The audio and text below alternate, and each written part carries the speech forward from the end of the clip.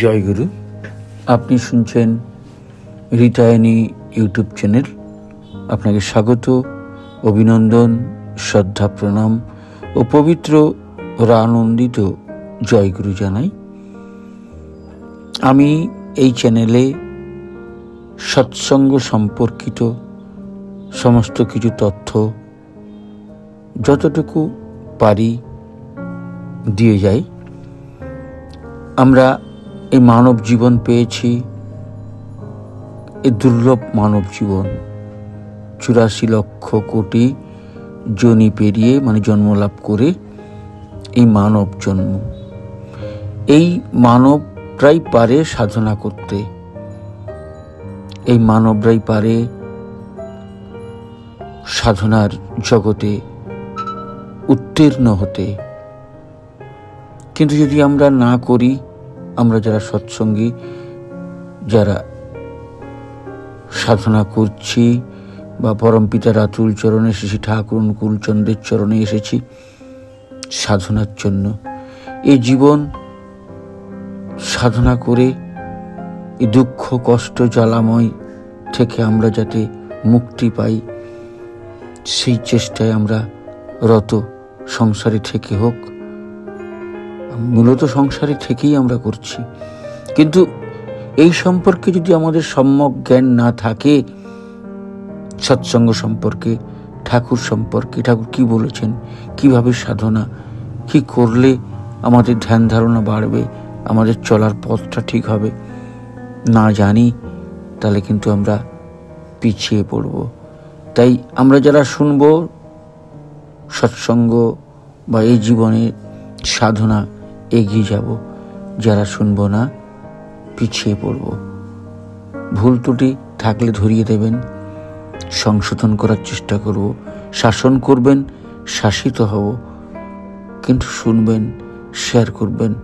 যত মানুষ এগোবে, আমাদের পৃথিবীতে যত প্রাণী আছে, মানুষ আছে, সবারই লাভ। আমরা যতই এগোবো, আমরা প্রত্যেকেরই লাভ। যাই হোক, যদি কিছু কাউকে ব্যথা দিয়ে থাকি ক্ষমা করবেন। আজকের নিবেদন ব্যাসনে বন্ধু, লিখেছেন শ্রী সুভাষ মুখার্জি। আজকের নিবেদন ব্যাসনে বন্ধু। এখানে উচ্চারণটা আপনারা ঠিক করবেন, আমার হয়তো ভুল হতে পারে।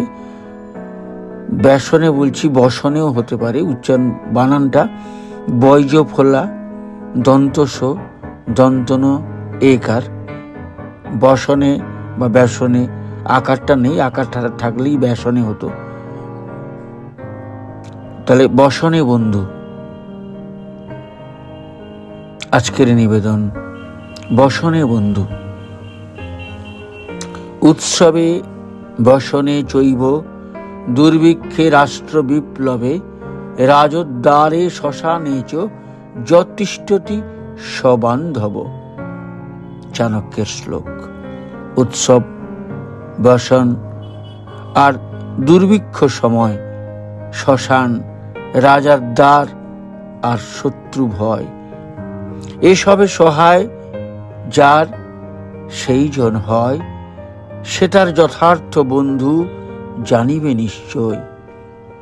এই অবধি পাঠ করে বসন শব্দটি আমাকে ভাবিয়ে তুলল। স্থূলকায় অভিধান খুলে বসলাম, দেখি অর্থ লিপিবদ্ধ আছে বিপদ, দুঃখ, বিনাশ, নেশা, পাপ।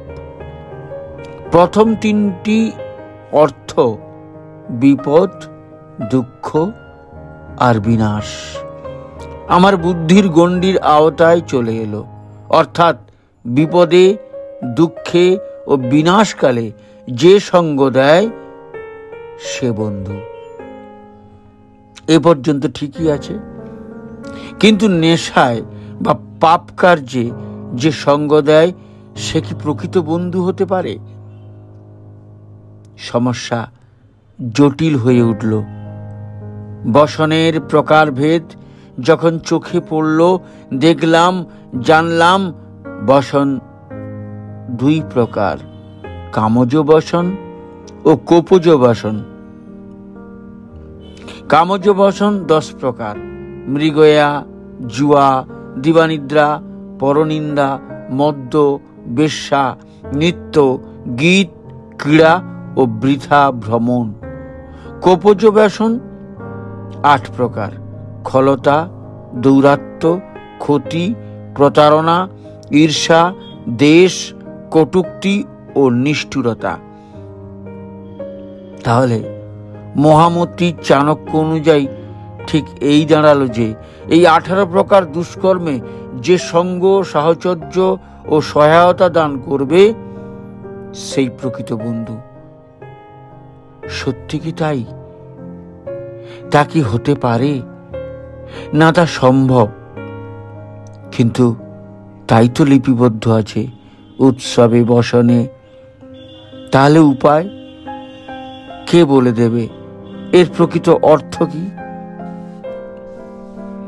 বেদা বিভিন্না শ্রিতয় বিভিন্না নাশৌ মুনির্যস্য মতং ন ভিন্নং ধর্মস্য তত্ত্বং নিহিতং গুহায়াং মহাজন যেন গত সপন্থা। মহাভারতে যুধিষ্ঠির বলছেন। যক্ষের প্রশ্নের উত্তরে যুধিষ্ঠির এই সমাধানটি দিয়েছিলেন। বেদ আর স্মৃতিশাস্ত্র একমত নয়, স্বেচ্ছামতো নানা মুনি নানা মত কয়। কে জানে নিগূঢ় ধর্মতত্ত্ব নিরূপণ, সেই পথ গ্রাহ্য চাহে যায় মহাজন।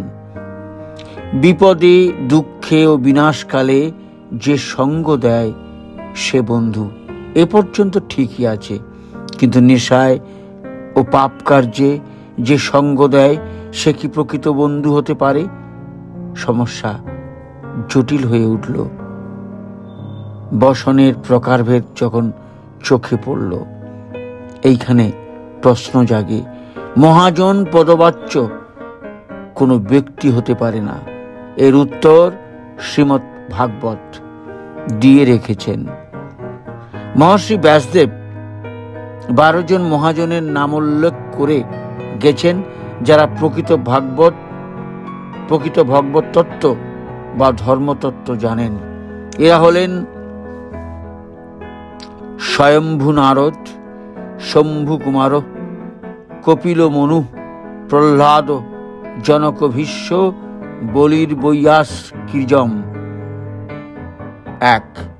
স্বয়ম্ভু, যিনি ভগবানের নাভিপদ্ম থেকে উদ্ভূত, সৃষ্টির আদি জীব ও জড়। 2. শ্রী নারদ মুনি, যিনি জড়লোক ও বৈকুণ্ঠ লোক সর্বত্র অনায়াসে বিচরণ করেন। 3. শম্ভু, দেবী পার্বতীর পতি শ্রী শিব। 4. কুমার, বর্মার পুত্র সনত কুমার। 5. কপিল দেব, শ্রী দেবহূতির পুত্র। 6. মহর্ষি মনু, মানব জাতির আদি পিতা শ্রী স্বয়ংভূর মনু। 7. প্রহ্লাদ, হিরণ্যকশিপুর পুত্র, যাকে ভগবান শ্রী নৃসিংহ রূপে কৃপা করেছিলেন। 8. রাজর্ষি জনক, সীতা দেবীর পিতা। 9. শ্রী ভীষ্মদেব, শ্রী গঙ্গার পুত্র। 10. শ্রী বলি মহারাজ, যিনি ভগবানের বামন অবতারে আত্মসমর্পণ করেছিলেন। 11.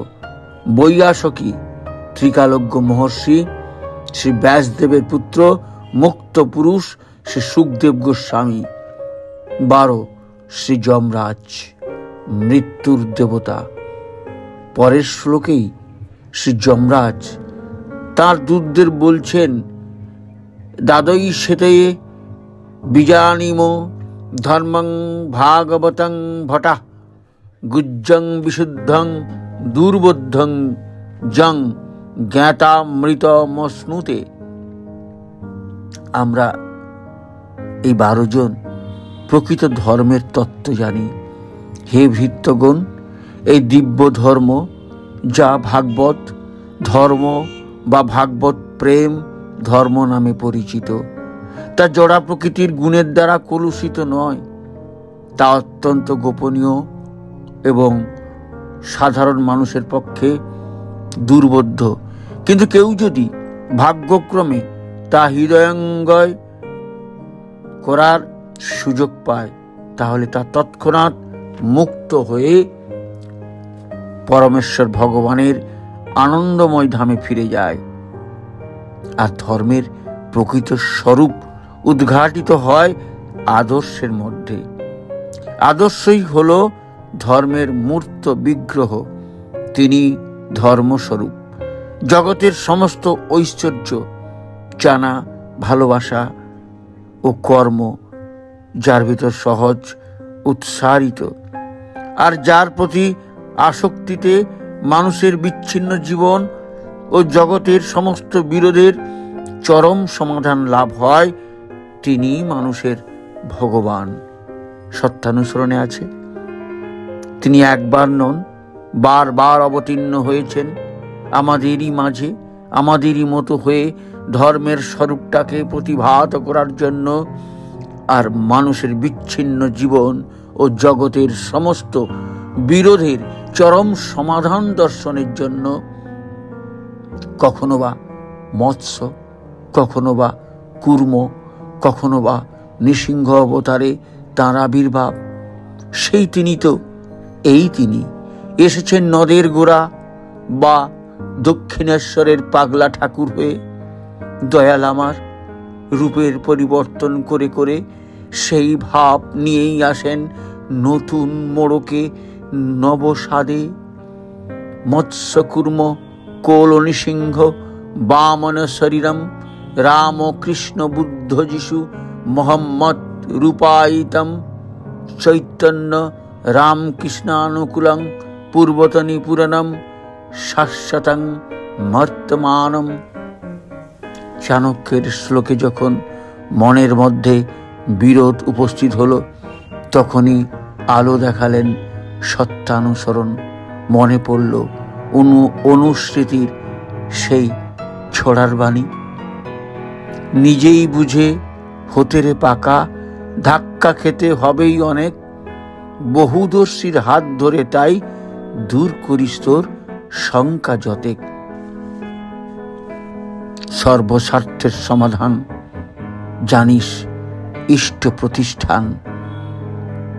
একজন বহিরাগত ভদ্রলোক শশী ঠাকুরকে জিজ্ঞাসা করলেন, আপনার শিষ্যরা বলেন আপনি সব সমস্যার সমাধান দিতে পারেন, সে কথা কি ঠিক?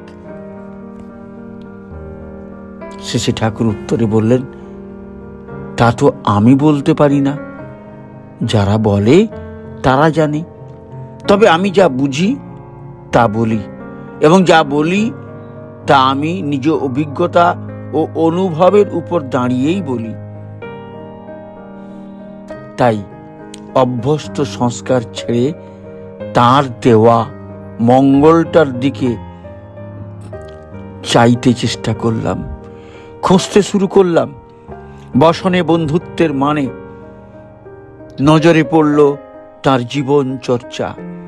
দেখলাম অগ্নিপ্রবাহের মতো যাপন চর্চার বলয়ে যারাই আসছেন, পুড়ে পুড়ে খাঁটি মানুষে পরিণত হচ্ছেন সিদ্ধ পুরুষে। আবাল্য তার এই কর্মধারা অব্যাহত ছিল। এক সঙ্গী একদিন ধরে বসলো অনুকূল চন্দ্রকে। গোপন অভিপ্রায় তার, মেয়ে মানুষ চুরি করবে। অনেক অসাধ্য সাধন করেছে অনুকূল চন্দ্র, তাই তাকেই ধরেছে সঙ্গীটি। রোজই মন গোলানোর চেষ্টা করে চলল। শেষে একদিন উত্ত্যক্ত হয়ে অনুকূল চন্দ্র বলেই ফেলল, অমন করে মেয়ে মানুষ পাওয়া যায় না, ওরও মন্ত্র আছে। মেয়ে মানুষ হাত করার মন্ত্র। চমকে উঠল সঙ্গীটি। তাহলে তো শিখতেই হবে। নিরন্তর লেগে রইল সেই অনুকূলচন্দ্রের সঙ্গে একেবারে এঁটুলির মতো। যতই এড়িয়ে যেতে চায় অনুকূলচন্দ্র, ততই যেন মরিয়া হয়ে ওঠে সঙ্গী। তখন বিকেল, দল বেঁধে মেয়েরা যাচ্ছে পদ্মায় জল আনতে, কাকে কলসি নিয়ে। তাদেরই মধ্যে একজনকে দেখিয়ে সেই সঙ্গীকে বলল, অনুকূলচন্দ্র, দেখবি নাকি মন্ত্রের কেরামতি? বলেই গট গট করে এগিয়ে গেল সেই স্ত্রীলোকটির কাছে। মাগো বলে ডাক দিল অনুকূলচন্দ্র। বিষ যেন অমৃত হয়ে গেল। অমর্মস্পন্দিত হলো সেই মধুক্ষরা ডাকে। মাতৃভাবে বিগলিত হলো সেই রমণীর হৃদয়। আদর করে অনুকূলচন্দ্রকে বাড়িতে নিয়ে এলো সেই মা। দুধ, চিড়ে, মিষ্টি, কলা যা ছিল ঘরে আদর করে বসে খাওয়ালো। আবারও আসবার প্রতিশ্রুতি দিয়ে তবে ওই বাড়ি থেকে বেরোতে পারল অনুকূলচন্দ্র। বেরিয়েই দেখে সেই সঙ্গীটি তাদের অনুসরণ করে সেখানে এসে পড়েছে। দেখেই বলে ওঠে, দেখলি মন্ত্রের জোর? সত্যিই তো দেখল সে। কি এমন মন্ত্র যার জোরে পদ্মার পাড় থেকে একেবারে বাড়ির দাওয়া পর্যন্ত এসে এমন আপ্যায়ন পাওয়া যায়? না, জানতেই হবে তাকে। আর ছাড়া যাবে না অনুকূলচন্দ্রকে। কদিন একটানা লেগে রইল সে ছিনে জোকের মতো। অবশেষে একদিন ধৈর্যের বাঁধ ভাঙতে অনুকূলচন্দ্র বলেই ফেলল, শিখবি ওই মন্ত্র? চ আমার সঙ্গে। সঙ্গীকে নিয়ে এলো। অনুকূলচন্দ্র বলেই ফেলল, শিখবি এই মন্ত্র? চ আমার সঙ্গে। সঙ্গীকে নিয়ে এলো অনুকূলচন্দ্র পদ্মার ধারে। নে আচমন কর। চমকে তাকালো সঙ্গীটি। একই চেহারা হয়েছে অনুকূলচন্দ্রের। অক্ষি গোলক স্থির, মুখে অতল স্পর্শী গাম্ভীর্য। জ্যোতির্বলয় যেন ঘিরে ধরে নৃত্য করছে তালে তালে। ভয়ে চোখ সরিয়ে নিল সে। গণ্ডুষ্কর, জল নে। মন্ত্রপুত জীবের মতো আজ্ঞা পালন করল সঙ্গীটি। বল, সর্বমঙ্গল মঙ্গলে শিবে সর্বার্থ সাধিকে শরণ্যে ত্র্যম্বকে গৌরী নারায়ণী নমস্তুতে। এই যেন মাতৃস্তব উচ্চারণ করছে অনুকূলচন্দ্র। হুঙ্কার দিয়ে উঠল, বল, শরণ্যে ত্র্যম্বকে গৌরী নারায়ণী নমস্তুতে। এ কি হচ্ছে সঙ্গীটির? শরীরে রোমাঞ্চ তার। কাম দৃষ্টি কোথায় অন্তর্নিহিত হয়েছে সে বুঝতে পারছে না। চোখের সামনে করাল বদনা কালী।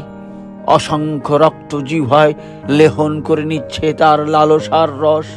চিৎকার করে পা জড়িয়ে ধরল অনুকূলচন্দ্রের। ভাই, তুমি আমার এ কি করলে? কেন রে? মন্ত্র শিখবি না? বশীকরণ মন্ত্র। মা বলে ডাকলে মাটির প্রতিমায় প্রাণ সঞ্চার হয়। আর রক্তমাংসের মাকে বশ করতে পারবি না? খুব পারবি। বল, মা, মা, মা আমার, আমি তোর ছেলে, তুই আমার কথা শুনবি নে। পা ধরে ফুঁপিয়ে কেঁদে উঠল সঙ্গীটি। ততক্ষণে মাতৃমন্ত্রে তার কামতন্ত্রীর তারগুলো গেছে খসে। উদ্ধার হলো সঙ্গীটি প্রবৃত্তির জটাজাল থেকে। পরবর্তীকালে যখন সত্যানুসরণ রচিত হলো, দেখলাম তাতে মুদ্রিত রয়েছে সেই অমীয় বাণী, যা তার এই পূর্বকৃত কর্মের সঙ্গতিপূর্ণ। কামিনী থেকে কাম বাদ দিলেই ইনি মা হয়ে পড়েন। বিষ অমৃত হয়ে গেল। আর মা মাই, কামিনী নয়কো, মা শেষে গিয়ে দিয়ে ভাবলেই সর্বনাশ। সাবধান, মাকে মাগি ভেবে মরো না। প্রত্যেকের মাই জগৎ জননী, প্রত্যেক মেয়ে নিজের মায়ের বিভিন্ন রূপ, এমনতর ভাবতে হয়। মাতৃভাব হৃদয়ে প্রতিষ্ঠিত না হলে স্ত্রীলোককে ছুঁতে নেই। যত দূরে থাকা যায় ততই ভালো, এমনকি মুখদর্শন না করা আরো ভালো। শ্রী ঠাকুর পরে একটি কীর্তন রচনা করেছিলেন। মায়ের নাম নিয়ে ভাসানো তরি যেদিন ডুবে যাবে রে, চন্দ্র সূর্য গ্রহ তারা, তারাও ডুবে যাবে রে সেদিন, তারাও ডুবে যাবে রে। যদিও সৎসঙ্গ অনুষ্ঠানগুলিতে এই কীর্তনটাই মায়ের স্থলে গুরুর ব্যবহার করে গীত হয়। গুরুর নাম নিয়ে ভাসানো তরি যেদিন ডুবে যাবে রে, চন্দ্র সূর্য গ্রহ তারা, তারাও ডুবে যাবে রে সেদিন, তারাও ডুবে যাবে রে। আরো ছোটবেলার ঘটনা। দলে পড়ে মাছ ধরতে গেছে বালক অনুকূল চন্দ্র। ছিপ দিয়ে মাছ ধরছে সবাই। উঠল একটা বড় সড়ো মাছ। আনন্দ যেন আর ধরে না, উল্লাসে লাফালাফি চলছে। আর অনুকূল চন্দ্রের তখন প্রাণান্তকর অবস্থা। গলায় বড়শি বেঁধে গেলে যেমন হয় আর কি। ওরে ছাড়িয়ে দে রে, শিগগির ছাড়িয়ে দে, মোলাম, ব্যথায় কুঁকিয়ে উঠেছে সে। অগত্যা অত কষ্টে ধরা অত বড় মাছটাকে ছেড়ে দিতে হলো। যন্ত্রণা একটু কমলো মনে হলো অনুকূল চন্দ্রের। বাড়ির কাছে বিলে খেপনা জালে মাছ ধরছে জেলেরা। ছুটে এলো 5 বছরের শিশু অনুকূল চন্দ্র। দাদারা, কি করছো তোমরা জলে নেমে? জেলেরা বলে, মাছ ধরছি গো জাল দিয়ে। কি করবে মাছ মেরে? মারার কথা শুনে অস্থির হয়ে ওঠে সে। মাছ মেরে আর কি করব? লোকের কাছে বিক্রি করে যে দুটো পয়সা হবে তাই দিয়ে চাল ডাল কিনবো। এই করেই তো চলে আমাদের সংসার। ব্যথায় যেন দুমড়ে গেল শিশু মন। এতগুলো প্রাণের বিনিময়ে গ্রাসাচ্ছাদন, মুখের গ্রাসকে মুখরোচক করে তোলা। কত পাবে মাছ বেচে? যন্ত্রণায় ছটফট করতে লাগলো অনুকূল চন্দ্র। কত আর হবে? গোটা 2 টাকা হতে পারে। জেলেরা বলল। আর দাঁড়ালো না শিশুটি। এক দৌড়ে তার পরম আশ্রম মায়ের কাছে এসে হাঁপাতে লাগলো। মা, 2 টাকা দে তো মা, নইলে এখনই মরে যাব। মা চেনেন ছেলেকে, নিশ্চয়ই কিছু ঘটেছে। আর টাকা নিয়েই আবার ছুট। এই নাও 2 টাকা, এবার মাছগুলো ছেড়ে দাও। লক্ষ্মী দাদারা আমার, হাঁপাতে থাকে অনুকূল চন্দ্র। বিস্ময়ে হতবাক হয়ে মাছগুলো ছেড়ে দিল জেলেরা। নিরীহ নিষ্পাপ কতগুলো প্রাণ বেঁচে গেল সেদিনের মতো। আর হাঁপ ছেড়ে বাঁচল ত্রাণকর্তা। কিন্তু এভাবে আর কতদিন বাঁচাতে পারবে সে রূপলী প্রাণগুলিকে? বিলটা যদি শুকিয়ে যেত তাহলে বরং বন্ধ হতো নিত্য হত্যা লীলা। মনে মনে প্রার্থনা করতে লাগলো শিশুর হৃদয়। অবশেষে খরানির দিন এলো। বিলের জল শুকোতে লাগলো একটু একটু করে। তলার মাটি পর্যন্ত ফাটলো। আর কেউই কোনোদিন ওই বিলে আর জল দেখতে পেল না। রাতের আঁধারে বেরোচ্ছে কয়েকজন দুর্বৃত্ত অন্যের বাড়ির রূপসী বউকে অপহরণ করবে বলে। কোনোভাবে জানতে পেরেছে অনুকূলচন্দ্র। তুমি বিশ্ববিপদ হন্তা, তুমি দাঁড়াও রুধিয়া পন্থা। তাদের গতিরোধ করে দাঁড়ালো এসে সে, দাঁড়াও, আমিও যাব তোমাদের সঙ্গে, আমাকে না নিয়েই যাও যে বড়। এ মা, তাই হয় নাকি? দা ঠাকুরের মতো এমন একজনে মানুষ এমন হীন কাজে সঙ্গে যাবেন? না না না না না, এ হতে পারে না। সব কাজে কি আর সঙ্গে নেওয়া যায়? তুমি ঘরে থেকো, আমরাই ঘুরে আসি। কিন্তু অনুকূলচন্দ্র নাছোড়, আমাকে না নিয়েই তোমরা যাবে? এই বুঝি ভালোবাসা? অগত্যা সঙ্গে নিতেই হলো। গেরস্থ বাড়ির পাশে এক অঙ্গনে ঢুকে চুপ করে লুকিয়ে রইল সকলে। কখন মেয়েটি বেরোবে বাইরে, তারই জন্য উদগ্র অপেক্ষা। বেরোলেই ঝাঁপিয়ে পড়বে সকলে মিলে। বাঘ যেভাবে শিকার করে সেভাবে শিকার ধরে তেমনি করে। এদিকে মশার জ্বালায় স্থির হয়ে বসে থাকাও মুশকিল। চড় থাপ্পড় দিতে লাগলো অনুকূলচন্দ্র নিজের গালে, হাতে, পায়ে। কি মশারে, বাপরে বাপ! চুপ চুপ দা ঠাকুর, সব পণ্ড করবে দেখছি। মনে মনে হাসে অনুকূলচন্দ্র, পণ্ড করতেই তো এসেছি। অসতের গতিরোধ করে সত্যের মন্ডা মিঠাই খাওয়াতেই তো এসেছি। যেমন ভাবা তেমনি কাজ। হঠাৎ করেই সোজা উঠে দাঁড়িয়ে চোঁচা দৌড় লাগালো অনুকূলচন্দ্র। কিংকর্তব্য বিমূঢ় সঙ্গীর দল অজানা বিপদের আশঙ্কায় পিছু নিল তার। ছুটতে ছুটতে একটা মাঠের মধ্যে এসে হাঁপাতে লাগলো সবাই। বজ্রদীপ্ত কণ্ঠে বলতে লাগলো, এবার সে শালা মশার কামড় খেয়ে মরতে গিয়েছিলাম আমরা ঝোপের মধ্যে। আমাদের কি প্রাণের মায়া নেই? পুরুষ নই আমরা? মেয়ে মানুষের পেছনে কেন ছুটে বেড়াবো বল? লজ্জা নেই আমাদের? আত্মসম্মান নেই আমাদের? দেখেছিস কোনদিন পুরুষের পৌরুষ? সে কত সুন্দর, সে কত মহিমামণ্ডিত। পুরুষ হয়েছিস, পুরুষের মতো চল, সিংহের মতো হবি, কুকুরের মতো হোস নে। কামদগ্ধ হয়ে স্ত্রী সঙ্গ করতে গেলেই মরবি রে। মনে রাখবি, পরের বউ মা হয়।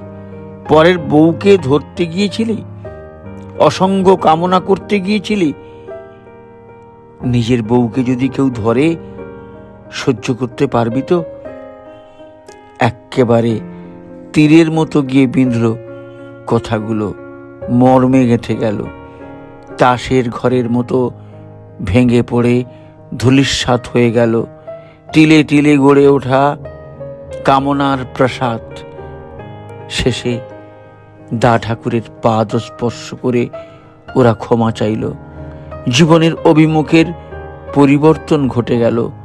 মূল স্রোতের অমৃত প্রবাহে অবগাহন করে তৃপ্তি পেল। শান্ত হলো মন।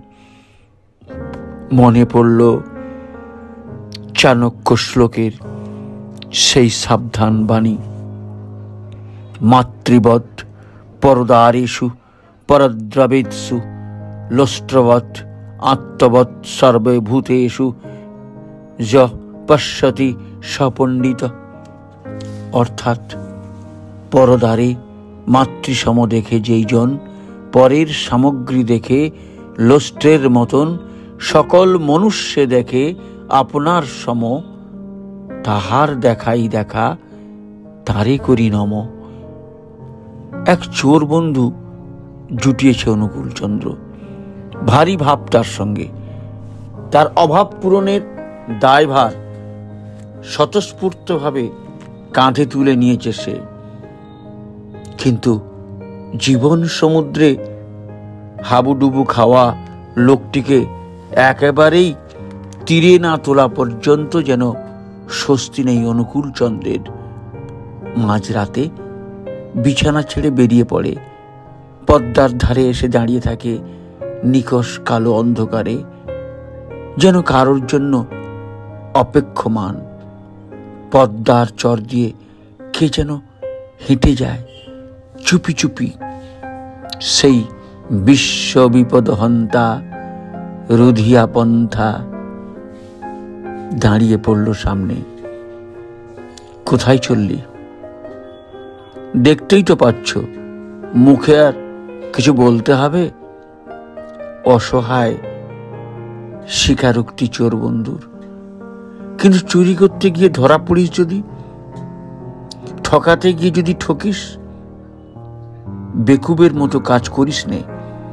খবরদার, আর কোনোদিন একলা যাবি না। আমাকে ডেকে নিস সঙ্গে, আমি তো আছি। আশ্বস্ত করল অনুকূলচন্দ্র। তিনি যে সবারই অনুকূল। হলো না চুরি করা। সেদিনের মতো রুজি রোজগার বন্ধ হলো। ঘরে কিছু আছে, সুধালো সুধাময়। ঘরে কিছু আছে, থাকলে কি আর জীবন হাতে করে বেরোই দা ঠাকুর?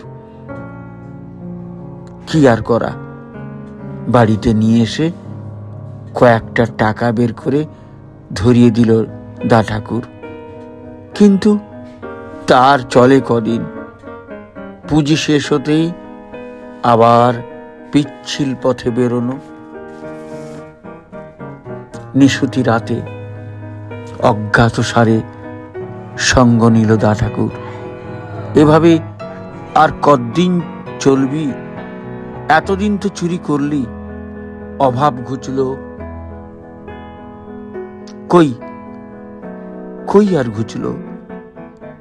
যেদিন চুরিতে ভালো দাও মারতে পারি সেদিন ভাত জোটে, যেদিন না হয় সেদিন অনাহার। আক্ষেপ করে চোর বন্ধু। তাহলে শালা বোঝো কি পাজির কাজে মন দিয়েছ, বলে ওঠে অনুকূলচন্দ্র। পরের সর্বনাশ করে কি নিজের ভালো হয় রে? আচ্ছা, ভালো কথা। হ্যাঁ রে, নিজের ঘর বন্ধ করে এসেছিস তো? যদি লোক ঢোকে, চোর বদমাইশ, যার খোঁড়া গর্ত, তারই পা ভাঙবে নাকি সেখানে পড়ে?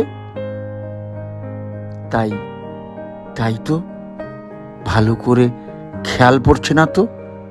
ঘরে যে যুবতী বউকে রেখে এসেছে, ক্ষতি হয়ে যাবে না তো?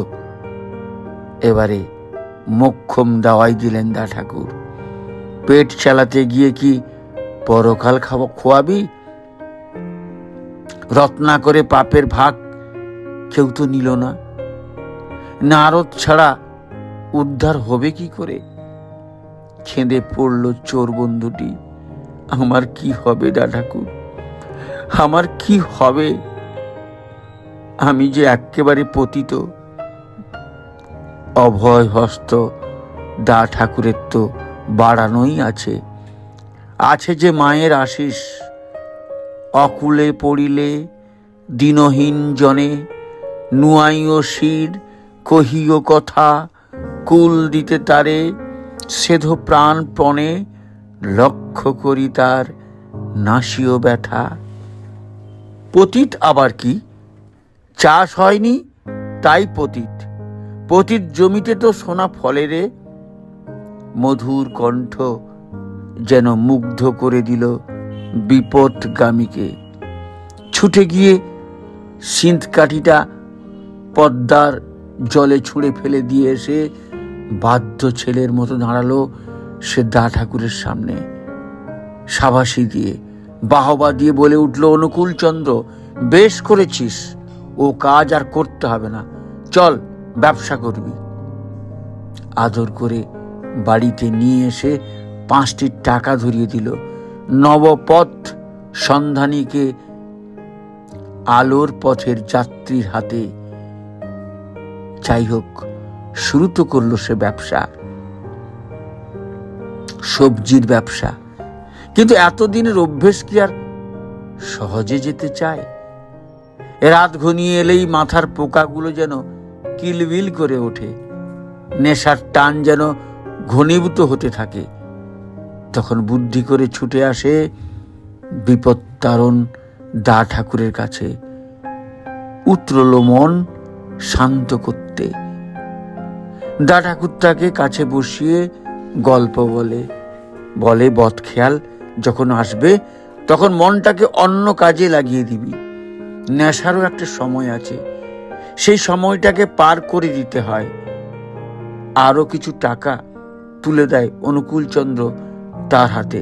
নে, পুঁজিটা একটু বাড়িয়ে নে, কারবারে ভালো করে মন দে। এ অযাচিত প্রেম সইবে কি রে সে? কেঁদে ফেলল মানুষটা। প্রেমের প্রক্ষালনে সব মলিনতা, গ্লানি, জড়তা ধুয়ে গেল তার। এ নির্বিচারী প্রেম তাকে গড়ে তুলল এক শুদ্ধ মানুষ রূপে। হলো তার নবজন্ম। অনুকূলচন্দ্র তখন বউবাজারে শরৎ মল্লিকের ন্যাশনাল মেডিকেল স্কুলে পড়ত, থাকতো গ্রে স্ট্রিটের এক কয়লার গদিতে। সেদিন বিকেলবেলা আনমনে হেঁটে চলেছে সে গ্রে স্ট্রিট থেকে শোভাবাজার দিয়ে কাশিমিত্তির ঘাটের দিকে। এই সময় বেশ কিছু বদমতলবী সহপাঠী তাকে মিথ্যা কথা বলে ছলনা করে নিয়ে এসে তুলল এক বারাঙ্গনার গৃহে। নবযৌবনা দেহপসারিণীরা উগ্র সাজে খদ্দেরের মন ভোলাতে নানা কামুক ভঙ্গিমায় রূপের পসরা সাজিয়েছে। বিকৃত বিকারগ্রস্ত সব গলিত পুঁতিগন্ধমাখা পরিবেশে সে এক ভয়াবহ নরক দর্শন। এসব ছিল পূর্ব কল্পিত চক্রান্ত। বারাঙ্গনাদের সামনে অনুকূলচন্দ্রকে তুলে দিয়ে অন্য ঘরে গিয়ে অপেক্ষা করছিল সহপাঠীরা। প্রকৃত সাধু কিনা পরখ করে নেওয়া চাই যে। দাঁড়িয়ে রইল অনুকূলচন্দ্র স্থাণুর মতন। কিছুক্ষণ পর আগ্নেয়গিরির অগ্নুৎপাতের মতো তার জিহ্বা থেকে ঠিকরে বেরোতে লাগলো অগ্নিসম শব্দের ফুলকি, যা দাবাগ্নির মতো ছড়িয়ে পড়ল উপস্থিত স্ত্রীলোকের মনের অন্তঃকরণে। জ্বলে পুড়ে খাক হয়ে যেতে লাগলো কাম কামনার স্তূপীকৃত জঞ্জাল। কখনো স্তিমিত স্বরে, কখনো বা উদাত্ত কণ্ঠে লাভা উদ্গীরণ হতে লাগলো তার কণ্ঠনালী হতে। মা গো, মা, মা আমার, ও মা, মা, মা আমার, তোরে সব রূপ সংহার কর মা, জীবন্ত হয়ে ফিরে আয় তোর স্বরূপে। মা, মা বলতে বলতে কেঁদে ফেলল অনুকূলচন্দ্র। মা, তোর একই লীলা। বুকের দুধ খাইয়ে মানুষ করে এখন আবার একই রূপ নিয়ে এসে দাঁড়িয়েছিস মা। সন্তানকে নিজের হাতে নরকে পাঠিয়ে কেমন করে সইবি মা? ও মা, মা বল না মা। বাহ্যজ্ঞান হারালো অনুকূলচন্দ্র। ভয় পেয়ে গেল স্ত্রীলোকগুলো। এ অদ্ভুত ঘটনার সম্মুখীন তারা হয়নি এর আগে কোনোদিনও। ছুটে পালিয়ে গেল তারা ঘর ছেড়ে। বাড়িয়ালি গালাগাল দিয়ে তাড়ালো চক্রান্তকারীদের। বাহ্যজ্ঞান ফিরতেই বেরিয়ে যাবে অনুকূলচন্দ্র, এক মুহূর্ত থাকবে না এই পাপ পুরীতে। কিন্তু বাড়িউলি তাকে যে কিছুতেই ছাড়তে চায় না, বসাবেই, কিছু খাওয়াবেই, কিন্তু সে অনুরোধ রাখা যে অসম্ভব। আবার আসতে অনুরোধ করায় অনুকূলচন্দ্র বলে, মাগো কেমন করে আমি আসি বল? ছেলের চোখে যদি এসব পড়ে তবে মনটা কেমন করে বল দেখি। ছেলের কষ্ট মা হয়ে সইবি কেমন করে? বাবা তবে এই রাস্তা দিয়ে একবারটি হেঁটে যেও, আমি দেখব, দেব দর্শন করে ধন্য হব। শেষ প্রার্থনা জানায় স্ত্রীলোকটি। সেটাও যে তার পক্ষে অসম্ভব। তাই বা সম্ভব হয় কেমন করে? মাতৃত্বের অপমান করেছিস, পারবি আবার ছেলেকে ওই মুখ দেখাতে? এবার আর সহ্য করতে পারল না সেই রমণী, ছুটে এসে পা জড়িয়ে ধরল, পায়ের উপরে আছড়ে পড়ে কাঁদতে লাগলো, বাবা আমার তবে কি গতি হবে? সমানে মাথা কুটতে লাগলো, কপাল ফেটে রক্ত ঝরল, অজোর ধারা কাঁদতে কাঁদতে চোখ ফুলে উঠল। চোখের জলে কামনার আগুন নিভে অশান্ত মন যেন শান্ত পবিত্র হয়ে উঠতে চাইল। হাত ধরে তাকে তুলে ধরল অনুকূলচন্দ্র। মন স্থির করো, ভগবানে মতি দাও, যা কুড়িয়েছ এই পাপ পথে সব ফেলে দাও। নিঃস্ব হও, ধুলোর মতো ছোট হয়ে যাও। এই আদেশকেই শেষ সম্বল করে পায়ের ধুলো নিল সেই সুচিকৃত রমণী অনুকূলচন্দ্রে। পাপ পাষাণ থেকে যেন মুক্তি পেল পতিতা অহল্যা। কোনো এক ধর্মীয় অনুষ্ঠানে সর্বস্ব দান করে বৃন্দাবনে আশ্রয় নিল সে রমণী। শ্রী ঠাকুরের আবাল্য সখা কিশোর মোহন দাস ছিলেন প্রতাপপুরের ত্রাস। কিশোরীর প্রতি ঠাকুরের ছিল নারী ছেঁড়া টান। ছোটবেলাতেই কিশোরীকে দেখলেই ঝাঁপিয়ে পড়ত অনুকূলচন্দ্র তার কোলে। কমা তো দূরে থাক, দিনে দিনে টান বেড়েই চলেছে। কিন্তু কিশোরী মোহনের চারিত্রিক নানা দোষের কথা গ্রামে ছড়িয়ে আছে। গুরুজন বা পাড়া প্রতিবেশী অনুকূলচন্দ্রের এই অপাংক্তেয় জনের সাথে মেলামেশা ভালো চোখে নিতে পারল না। সাবধান করতে এলো তারা দল বেঁধে। ডেকে নিয়ে জননী মনমোহিনী দেবীকে বলল, মনু, তোমার অনুকূলকে কিশোরীর সাথে মিশতে দিও না। ও বৈরাগীর ছেলে, দুরন্ত প্রকৃতির, লেখাপড়াও তেমন শিখল না। এখন আবার হাসপাতালে যে কি একটু করে এসে পাড়ার কতগুলো বকাটে ছেলেকে নিয়ে দল করে, তারই ভেতর মাতব্বরি করে আড্ডা দিয়ে বেড়ায়। অনুকূল ওর সাথে মিশলে লেখাপড়া শিখতে পারবে না, অধঃপাতে যাবে। কিশোরী ওকে খতম করে নিজেই বড় হয়ে উঠবে। তুমি এখন থেকে সাবধান হও, ওকে আটকে রাখতে চেষ্টা করো, নইলে এর পরিণাম ভালো হবে না। শুনে মায়ের বুক কাঁপে অজানা আশঙ্কায়। মনে মনে ভাবে, কতই তো বারণ করি, মার ধরেও কোনো কাজ হয় না, কথা শোনে না কিছুতেই। ও যাবেই কিশোরীর সাথে আলাপ করতে, মিশবেই ওর সঙ্গে। কি এক দুর্নিবার আকর্ষণ!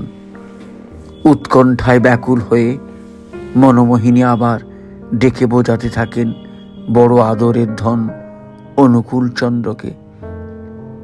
গ্রামে নিন্দে হচ্ছে, বড়রা ভালো চোখে দেখছেন না, সন্তান যদি অধঃপাতে যায়, কোনো বাবা মা সহ্য করতে পারে? মনের উৎকণ্ঠায় অধীর হয়ে সেদিন মাকে আশ্বস্ত করে অনুকূলচন্দ্র বলল, মা, তুই মোটেই ভয় করিস না। যদি কিশোরীর পাল্লা ভারী হয় তবে আমি কিশোরীর দিকে যাব, আর আমার পাল্লা যদি ভারী হয় তবে কিশোরী আসবে আমার দিকে। তুই দেখ না কার পাল্লা ভারী বেশি।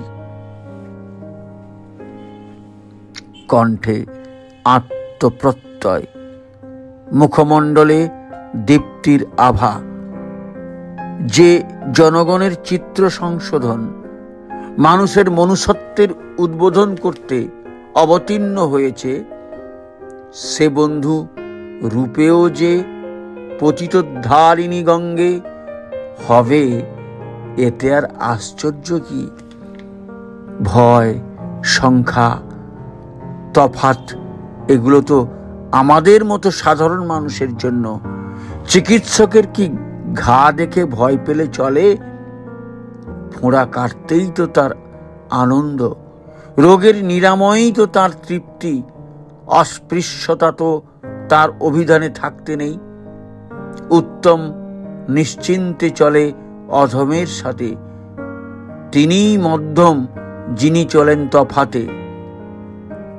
পরের ইতিহাস আমাদের সকলেরই জানা।